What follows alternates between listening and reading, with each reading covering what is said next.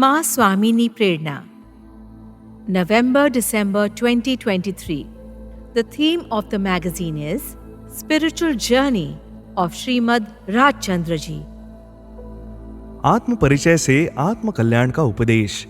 लेखक डॉक्टर ओम प्रकाश टाक। इन दिनों मैं अपने निज गृह में श्रीमद प्रभु के दर्शन दो तस्वीरों के माध्यम से करता हूं। एक तस्वीर में वे पद्मासन में विराजे ध्यानस्थ मुद्रा में दिखाई देते हैं, तो दूसरी तस्वीर में वे अपनी शांत प्रशांत मनस्थिति में युवा मोहनदास को सत्संगति प्रदान करते हुए दिखाई देते हैं।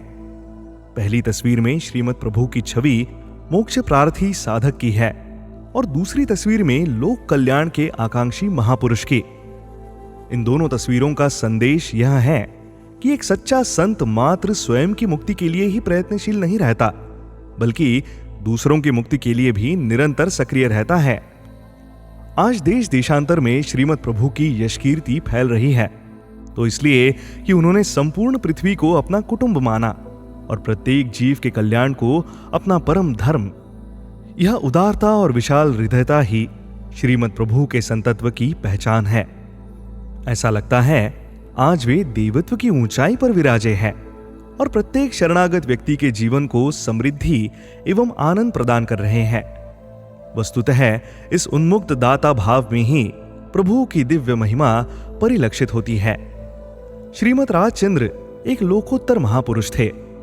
वे मात्र 33 वर्ष की अल्पायु लेकर धरती पर आए थे, लेकिन उन्होंने अपने विचारों से भविष्य की अनेक पीढ़ियों का कल्याण कर दिया। उनके आध्यात्मिक विचारों से संसारी जीवन दृष्टि, मुमुक्षु आत्महित का मार्ग और उच्च कोटि के साधक तपश्चर्या की प्रेरणा पाते हैं। श्रीमद प्रभु के यहां अध्यात्म का अर्थ एक परम पवित्र एवं उदात्त की दिशा में जीवन का रूपांतरण है। प्रभु के विचार एवं भाव सानिध्य से सत्य के अनुशीलन की प्रेरणा मिलती है। कषाय धुलते हैं, भोग लालसा क्षीण होती है, चित्त अनासक्त एवं शांत बनता है। संयम, धैर्य, क्षमा, करुणा जैसी सद्वृत्तियों का जन्म होता है और इन सब की परिणति ज्ञान एवं वैराग्य बोध में होती है। श्रीमद प्रभु के पावन सानिध्य से अंधश्रद्धा का लोप होता है, सच श्रद्धा प्रकट होती है और एक तरह से मनुष्य संसार में दूसरा जन्म ग्रहण करता है। मेरा श्रीमद प्रभु के साथ संबंध मात्र 5-6 वर्ष पुराना है। मैं निसंकोच स्वीकार करता हूं कि वे दाता हैं और मैं याचक।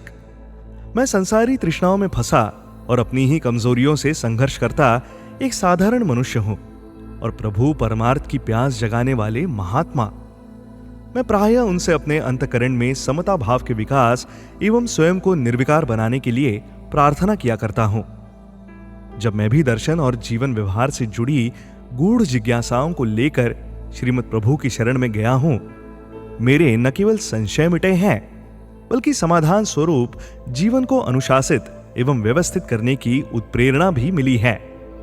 मैंने आत्मकल्याण के उद्देश्य से श्रीमद प्रभु के आध्यात्मिक विचारों के महासागर में से कुछ मुक्ता मोती निकाले हैं, जिन्हें मैं अज्ञान के अंधेरों से निकलने के लिए प्रकाश पुंज के रूप में निरूपित करता हूं और इन्हीं को मैं अपना जीवन दर्शन मानता हूं। सर्वप्रथम श्रीमद प्रभु सचेत करते हैं कि मानव जीवन दुर्लभ और दुष्प्राप्य है, इसलिए यह सबसे मूल्यवान है। बीता हुआ एक क्षण भी वापस नहीं आता। ऐसे में प्रत्येक पल का सार्थक उपयोग करना चाहिए। व्यर्थ बिताया एक क्षण एक अमूल्य कौस्तुभ को खो देने की तरह है। प्रभु विश्वास दिलाते हैं कि आत्मा भले ही दिखाई नहीं देती, लेकिन उसका अस्तित्व है और वह नित्य है। एक तरह से ईश्वर आत्मा का ही पर्याय है। हमें एकत्व बुद्धि के भ्रम के कारण आत्मा और शरीर समान लगते हैं, लेकिन दोनों तलवार और म्यान की तरह अलग अलग हैं। प्रभु आश्वस्ति देते हैं कि आत्मा को कर्म का कर्ता भले ही कहें, लेकिन वो कर्म का भोक्ता नहीं है। यदि आत्मा में राग द्वेष के विकार नहीं है, तो कर्म बंधन संभव ही नहीं है। चाहे अमृत हो या विष, जो भी इनका सेवन करता है उसे इनका फल भोगना पड़ता है। इसी तरह शुभ अशुभ कर्मों के फल को भी इनके कर्ता को अनिवार्यतः भोगना ही पड़ता है। श्रीमद प्रभु स्पष्ट करते हैं कि कर्म फल का दाता ईश्वर नहीं है। कर्म अपने स्वभाव के अनुसार शुभ अशुभ फल देकर ही आत्मा से विलग होता है। अतः हम अनीति को छोड़कर नीति स्वीकार करें, यही आत्म कर्तव्य है। श्रीमद् प्रभु दृष्टिबोध देते हैं कि चैतन्य से परिपूर्ण शुद्ध आत्मा को पाना ही मोक्ष है, और जिससे आत्मा की शुद्धता प्रकट होती है वही मोक्ष मार्ग है। आत्मा के मोक्ष का उपाय सम्यक धर्म है, और यह धर्म सर्वथा राग द्वेष से रहित और मतभेद शून्य होने पर उपलब्ध होता है। प्रभु संस्कारित करते हैं कि धर्म एक सद्वृत्ति के रूप में धार्मिक मनुष्य के दैनंदिन कार्य और आचार व्यवहार में झलकना चाहिए। मोक्ष के लिए किसी को अपना धर्म छोड़ने की जरूरत नहीं है। सब अपने अपने धर्म में रहकर ही मोक्ष प्राप्त कर सकते हैं। एक और जीवन का सूत्र जो मैंने श्रीमद् प्रभु के भाव सानिध्य से पाया वो ये कि परम पद पाने के आकांक्षी व्यक्ति को सदा सत्य पुरुषार्थ पर भरोसा रखना चाहिए, और संसार में रहते हुए भी आत्म तत्व की खोज बंद नहीं करनी चाहिए। प्रभु स्वयं संसार में रहे लेकिन संसारी नहीं बने, और जौहरी का व्यवसाय करते हुए भी वे धर्म कुशलता और व्यवहार कुशलता दोनों को साधे रहे। वे अपनी पेढ़ी पर बैठे हुए लाखों का व्यवसाय भी कर लेते थे, और आत्मकल्याण की साधना भी अपने जीवन अनुभव के आधार पर ही प्रभु ने प्रतिपादित किया कि व्यापार या ऐसी कोई भी क्रिया यदि कर्तव्य हो तो उसे भी एकाग्रता पूर्वक करना चाहिए।